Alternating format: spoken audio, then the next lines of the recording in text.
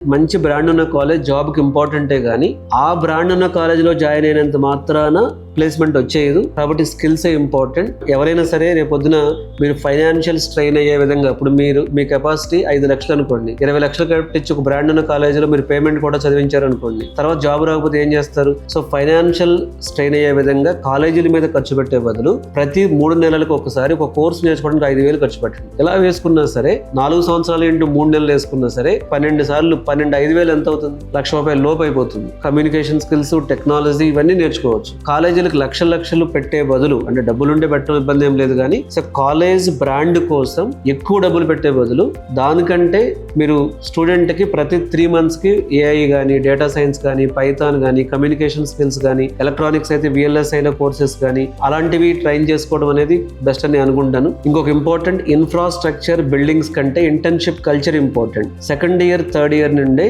Internship ని push చేసే colleges ని చూసుకోండి. ఫ్యాన్సీ బిల్డింగ్ లేకపోయినా జాబ్ రెడీ స్టూడెంట్స్ ని, ఇంటర్న్షిప్ బేస్డ్ స్టూడెంట్స్ ని, ప్రాజెక్ట్ బేస్డ్ లెర్నింగ్ ఎంకరేజ్ చేసే కాలేజెస్ సెలెక్ట్ చేసుకోండి.